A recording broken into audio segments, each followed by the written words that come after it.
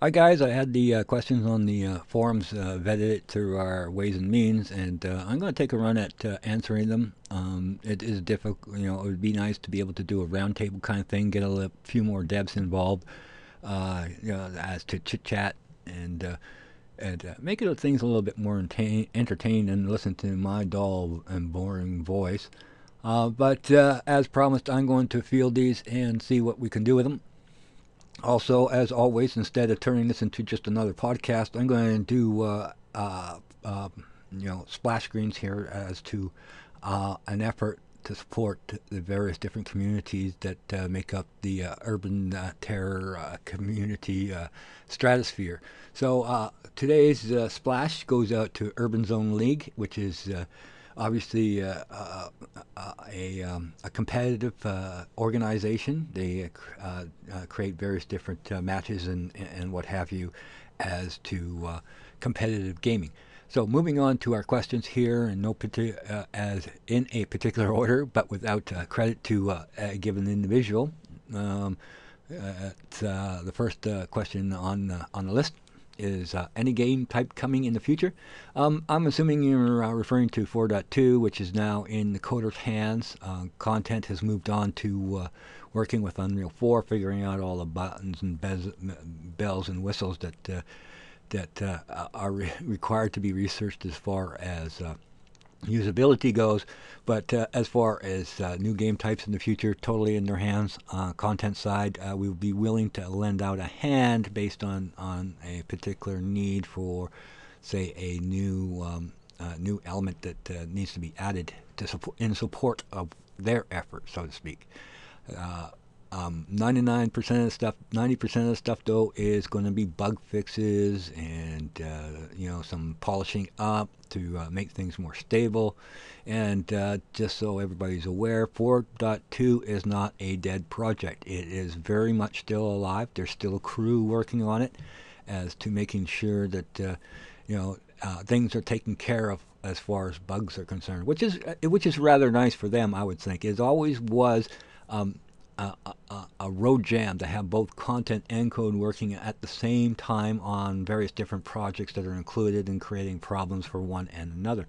So overall, I see a real nice workflow going there as to getting things fixed up and towards a much more stable build ongoing until, of course, maybe 20,000 years from now.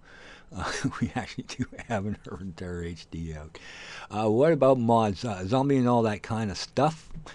Still against or? Well, we've never been against server side mods. That's actually allowed as to the TOS terms of service, where a mod can, if they, or a server operator, if they wish, can modify things server side. They cannot distribute the game as a modification as to a given game type, so to speak. So this is possible, obviously, by which is fair play because, well, let's face it, jump mapping has always been a community, let's say, a community-based mod where the people who actually play the game actually create their own little game type. So this is something of interest. But the downside, as to us being neither for or against, but rather annoyed, is updates generally breaks their mod, and it's not our mod. And usually, what happens is we get the blame for it. We get PMs and messaging and so forth that, hey, you broke my favorite mod. It doesn't work anymore. Fix it. Well, we can't fix it because it's not our mod to begin with. So just be aware. It's neither for or against. It's just something that has been allowed. So honestly, some are of the mind that we shouldn't have done it, but on the other hand, it is what it is. What are the plans for advertising Urban Terror HD? I doubt you guys would go through all the efforts to make it and then keep the player base so low. Well, player base is not that low. If you think about a 15-year-old game, It's still around. I mean, if you wanted to play Doom, where can you go to play Doom? Urban Terror HD is based on the Quake 3 engine as a modification to that. So as far as the player base goes, it's there that a lot of AAA companies wish they had when they released on their game. So there is substantially enough just to keep on our side to keep developing on the game. The thing here is the continuing of development of the game is not dependent solely on just a player base. It's a group of individuals who are putting their effort into making sure that this game is going to be around for the next 15 years. So we who wear the blue shirts are just as equal as, say, those who actually do play the game. It's just the difference is we actually have some skills and abilities to actually do something about making sure that the game continues into the future. As for advertising in itself, advertising is really expensive, well outside our budget. But we'll be using obviously available, let's say, social network friendly type of ways and means, in particular Steam. So that's an option. As to deliverability, it's not our only option as long as there is no exclusivity involved. As to Valve saying, well, we'll deliver your game, but you can only deliver it through our system. So that gives us options of other ways and means as far as electronic downloading and so forth goes. So obviously, if we get it in front of a large group of people who play games, where they can push a button and they can start playing the game right away, download it, install it, and they're in and running, then that would be a good thing as far as targeted advertising goes. So as opposed to splashing something, spending $1 million on Google ads that are rather more annoying than anything else. Any plans to somehow popularize I'm going to restructure this. Any plans to make new game mods popular? Like if other people actually play LMS and freeze mode, I'd play those instead of CTF and TS. Yeah, okay. You can't force somebody to play a game type at gunpoint. It'd be nice to that if you want to play this game, you have to play these game types because nobody's playing them. But these are things that would be interesting to see a much more of a community type effort. LM, there's our dedicated servers out there that play just one map, one game type. Comes to mind the Superman map. It's it has a let's say a dedicated enough following that there's enough players to support that. So these types of servers, if somebody wants, throws it up, it's probably going to take a fair amount to get it popularized. Popularized. Trip. Okay, freeze mode, and if they support this as a individual effort, then you can actually create your own little mini player base, so to speak. So obviously, we unfortunately, we can't force somebody to play these. Okay. Also, what about HK69? Any changes planned for this weapon? Nope. As in 4.2? Nope. It works the way it works, and it works perfect. So we're not going to be messing around with that. But as far as making changes for HD, yep. Okay, which is more in line with the problems of, as I mentioned in one of my working with Power Tools episodes, that IP copyright and trademark laws are really picky about the use of their trademark in a video game. So the most that will probably happen to it is it'll look different.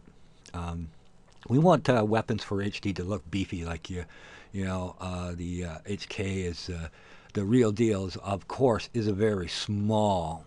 It looks more like not even as big. It looks more like a potato gun than it does an actual weapon. So visually, a lot of stuff is going to be changed to give it a bit more oomph looking, rather than something that looks kind of like a stick.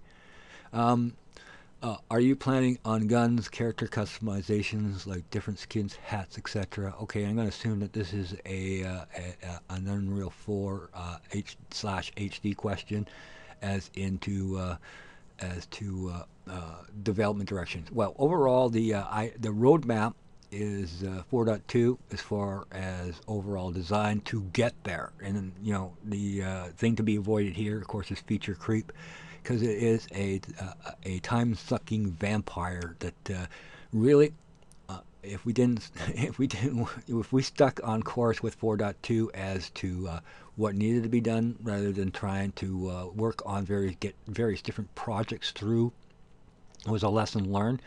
It took a really long development cycle to get the 4.2 version out as to fixes. For example, a lot of maps were already patched up, fixed within weeks of the problem being noticed, and they just kind of sat there forever. So as far as planning on guns and characterization, um, uh, let's just say we like the idea, but it needs to be a little bit more. It needs to be a little bit more worked on and nurtured, rather than saying that, yeah, okay, this is what we plan on doing. But let's just say for now it's desirable as far as we're concerned. Will the pace of the game be faster, slower, or basically the same for 4.2? Well, anything in UI4, you have to actually. It's really hard to back things down to what it is now. I spend a lot of time doing some R&D stuff in UDK, obviously in Unreal 4, and wow, I mean, the difference, it is so fast. It's blazing fast as compared to the assumption that an old engine like id Tech 3 could actually keep up. So when I go back to playing Urban Terror 4.2, it's almost like I'm running around in mud. It feels so much slower. It just even at the same speed, everything reacts a lot faster, and this has to do in large part as to making use of today's technology versus technology that is not available to the 8.3.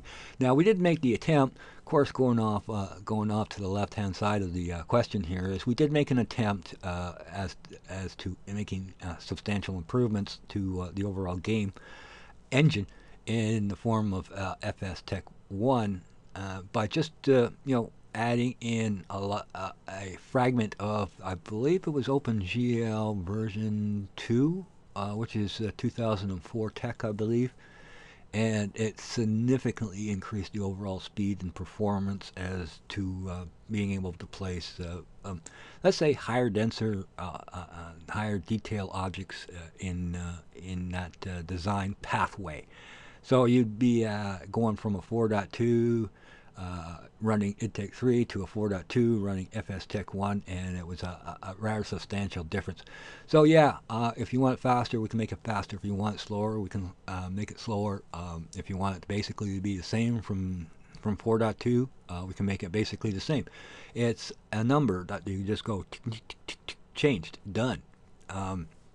So we can kind of balance things out as we move forward to make sure that we maintain some sort of continuity with 4.2, obviously. Will the maps be built more vertically in parkour? Yeah, okay, I hope I got that right. Options rather than the most 4.2 flat maps.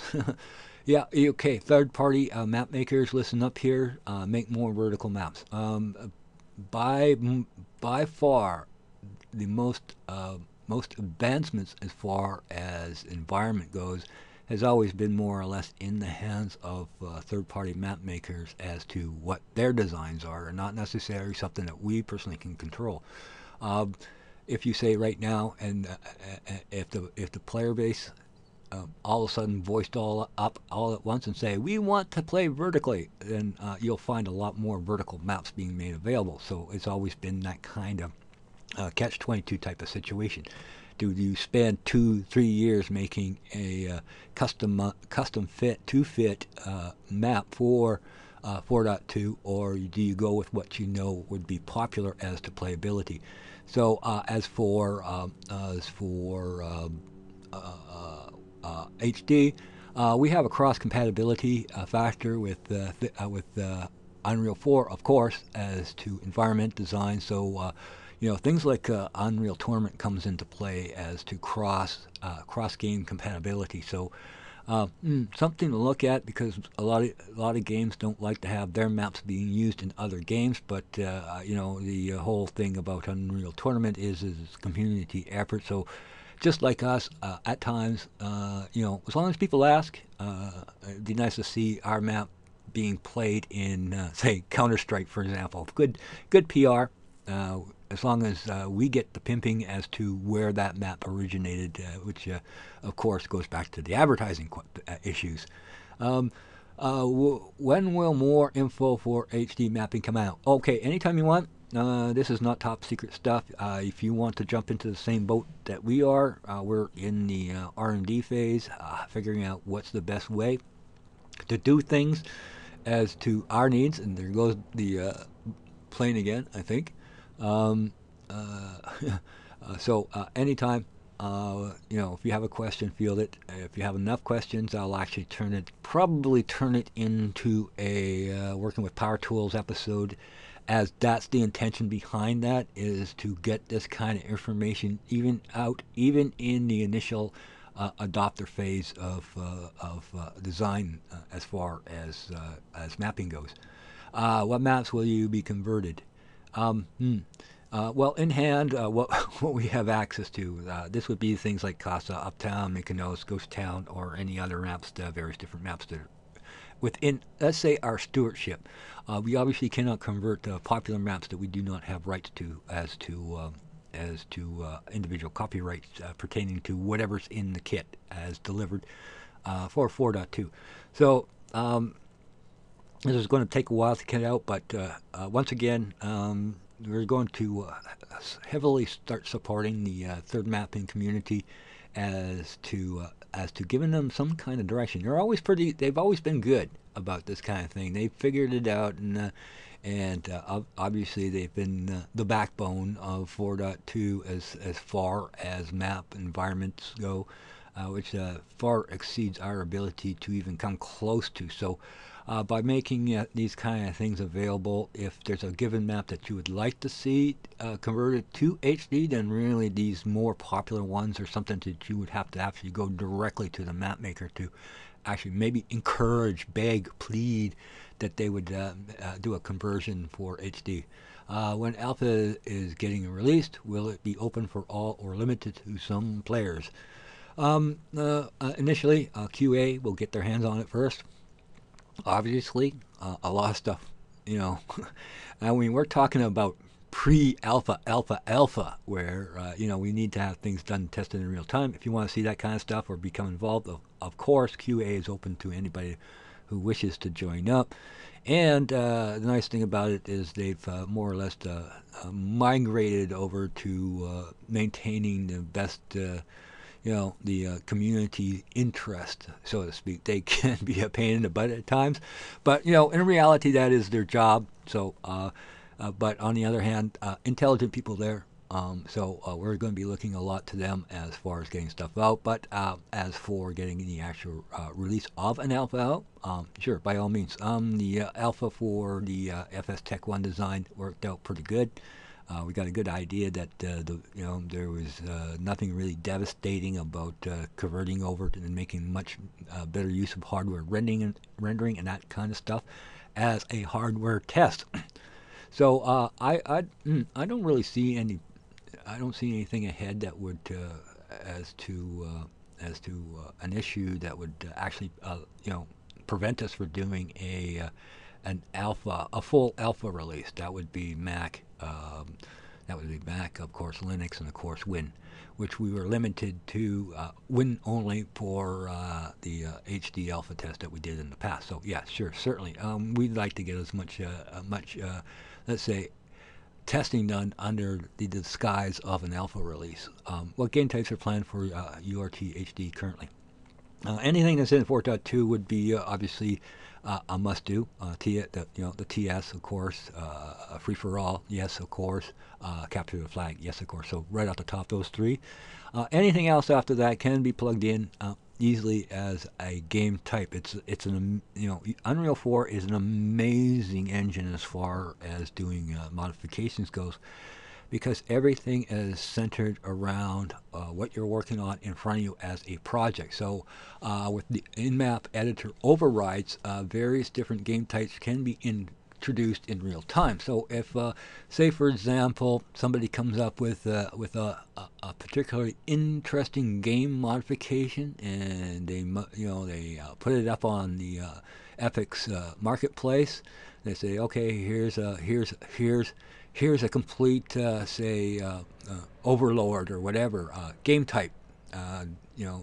Price tag $50. It's nuts not to buy it, and then plug it into the game, because it all just kind of plugs in, and you don't have to be running around and making things work. So as far as the Pi playing in editor, you have an override. You say, okay, I have a whole collection of different game types that just set up an override, and then you're playing that game type. This is on the editing level, of course, but if we export that environment with that game type intact, the whole shebang is exported as part of that module to that particular game type. So switching game types is going to be a little bit tricky in map, because you have, if you have your map set up for example, capture the flag, and you want to flip it over to TS or free for all, then you have then you're kind of swapping blocks. So it'd probably be easier that if somebody wanted to do 5 or 6 different game types, that maybe they would probably want to do each of them project based, with the risk of duplication, of course. So it's something that's going to have to be looked down a little bit more closer. But direct answer to, somewhat of a more direct answer to the question, what game types are planned for Urban Terror HD? Anything you want, as long as people are willing to play it, we would be willing to try it, and more so if it's just plug and play. How different will the physics be in Urban Terror HD compared to 4.2.1 and 2? Okay, by definition, change equals different, so obviously it's going to be different. My impression, if it counts for anything, with tests done in UDK versus testing we're doing now in UE4, overall, I would say that the game physics is going to be superior, because everything kind of just has a much nicer fluid flow to it as to player input and feedback, and of course the animations are going to be far superior. That will play a large part. Visually, people see things different based on much more visual differences, of course. So with access to things like blend space, we can do, as somebody mentioned at the top, we can do Pac-Or type game animations and what have you. So it's a much more of a decision as to we can do it, as to the question as to should we do it. So overall, I don't see anything being a threat, really. I think personally that it's actually better, and this is the impression that I get from the FS Tech 1 design as well. So it's not going to be devastating. Will you help mappers converting their maps to UE4 if they need help? Certainly. There are ways to be able to pull a .map file. If you have that, you can extract that as a OBJ based on material surfaces, and you can reconstruct your entire environment in an editor like 3ds Max. And this is how I did Casa, basically. Without demonstrating, easy enough. You load it up, you go to the OBJ exporter plugin that's available in it, and your selection will be the whole scene, everything in the scene in one big chunk. This only applies to brushes, of course, because models and ASC files and stuff like that are separate entities. And export the whole shebang as one big chunk. And then when you jump into, say, a editor like 3ds Max, you do an OBJ import, and you tell it to bring it in as separate elements, which has obviously been chopped up based on material. As long as you select material, export by material only. So everything is, anything that is attached material-wise throughout the entire map, say to wood underscore A-B, is then a separate, is definable as a separate entity. So it's just a matter now, a question of, do you want to make use of what you have, or just use it as kind of a guide to reform it. lot lot faster because you're not sitting there having to redesign it. You do have scaling issues which have to be corrected, and of course in 3ds Max the UV mapping gets flipped, so you have to actually either flip all the UV mappings or rotate all your materials and textures to kind of make it conform to what you visually want to see. Conversion for Casa from .map into particularly as to the UDK test. I would say it took a total of about, at best, maybe 8 hours. And that, of course, is me dawdling along because as to actually figuring out a lot of this stuff as I went along. So if you get down to some half decent speed, a .map file can actually, and you have the skills, you know how it's done, you learn the process. The actual conversion from a .map to in-game and running around in Unreal 4, probably about 4 hours on the outside. Just a guess, though. Will you help mappers convert their maps if they need help? Yeah, certainly. I won't do it for them, of course, but if they need a little bit of info, then yeah, we can help that out. Will there be new items in Urban Terror HD? Doubtful. 4.2 is the pathway to HD, and anything else equals feature creep. And as I mentioned, this is a time-sucking vampire from hell. So, because of the design requirements, it took 3 years to get the Hoy's Glock into the game. So, this way, everybody knows what needs to be done, and we can follow along that pathway. And anything else in between is just figuring out the best way of being able to do it. So hopefully that answers a few of the questions. Keeping these down to a half an hour, that seems to be the logic. I've actually finally managed to accomplish that as a goal. Okay, so if there's any other questions that comes up, we'll try. I would like to make this a little bit more of a round table kind of thing, but everybody's kind of, it's ho ho ho and playing with the family and taking your time off from the hard day's work and so forth. So if we can get a good run at this stuff, hopefully we can be up to a little bit more speed, shall we say, when things do get busy.